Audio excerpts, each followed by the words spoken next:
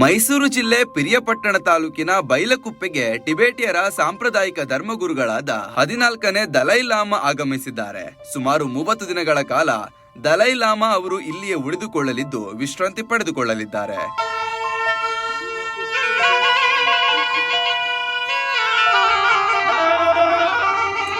ಬೆಂಗಳೂರಿನಿಂದ ವಿಶೇಷ ಹೆಲಿಕಾಪ್ಟರ್ ಮೂಲಕ ಬೈಲಕುಪ್ಪೆಗೆ ನೂತನ 4ನೇ ಕ್ಯಾಂಪಿನಲ್ಲಿರುವ ಹೆಲಿಪ್ಯಾಡ್ನಲ್ಲಿ ಬಂದಿಳಿದ್ರು.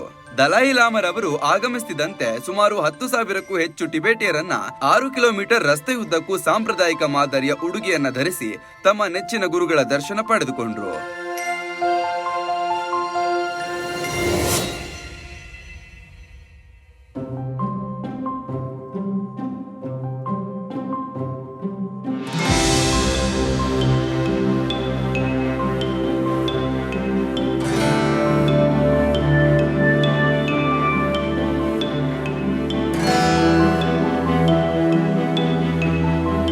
Z+ ಹೊಂದಿರುವ ದಲೈ ಲಾಮಾ ಅವರು ಆಗಮಿಸುತ್ತಿದ್ದಂತೆ ಸುಮಾರು 250ಕ್ಕೂ ಪೊಲೀಸರು ಭದ್ರತಾ ವ್ಯವಸ್ಥೆ ಕಲ್ಪಿಸಿದ್ರು.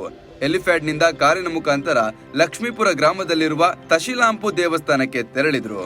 ದೇವಸ್ಥಾನದ ಬಳಿ ಬಗೆ ಬಗೆಯ ಹೂವುಗಳನ್ನ ಹಾಕುವುದರ ಮೂಲಕ ಬೌದ್ಧ ಭಿಕ್ಕುಗಳು ತಮ್ಮ ನೆಚ್ಚಿನ ಗುರುಗಳನ್ನ ದೇವಸ್ಥಾನದ ಒಳಗಡೆ ಬರಮಾಡಿಕೊಂಡ್ರು.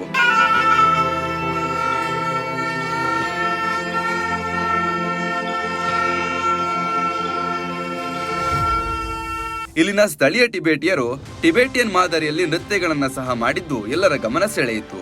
ನೆರೆದಿದ್ದ ಪ್ರೇಕ್ಷಕರಿಗೆ ಬೌದ್ಧ ಭಿಕ್ಷುಗಳಿಗೆ ನೂತನ ವರ್ಷದ ಶುಭಾಶಯವನ್ನ ದಲೈ ಲಾಮಾ ಅವರು ತಿಳಿಸಿದ್ರು.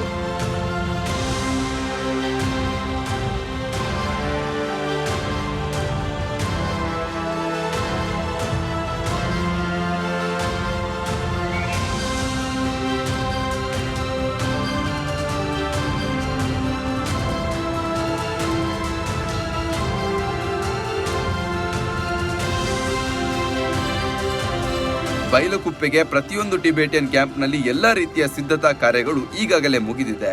ಬೈಲಕುಪ್ಪೆ ಸುತ್ತಮುತ್ತ ಹಬ್ಬದ ವಾತಾವರಣ ಸೃಷ್ಟಿಯಾಗಿತ್ತು. ತಮ್ಮ ನೆಚ್ಚಿನ ಗುರು ಆಗಮನದ ಹಿನ್ನೆಲೆಯಲ್ಲಿ ಇಲ್ಲಿನ ಪ್ರತಿಯೊಂದು ರಸ್ತೆಯನ್ನ ದುರಸ್ತಿಪಡಿಸಿ ರಸ್ತೆಯ ಅಕ್ಕಪಕ್ಕದ ಕಟ್ಟಡಗಳಿಗೆ ಸುಣ್ಣ ಬಣ್ಣ ಬಳಿದು ಪ್ರವೇಶ ದ್ವಾರವನ್ನ ಶೃಂಗರಿಸಿದ್ರು. ಜೊತೆಗೆ ಟಿಬೇಟಿಯನ್ ಮಾದರಿಯ ಚಿತ್ರಗಳು, ರಂಗೋಲಿ, ಪ್ರಚಾರ ತೋರಣಗಳನ್ನ ಸಿದ್ಧ ಮಾಡಿ ತಮ್ಮ ನೆಚ್ಚಿನ ಗುರುವಿಗೆ ಸ್ವಾಗತ ಕೋರಿದ್ರು.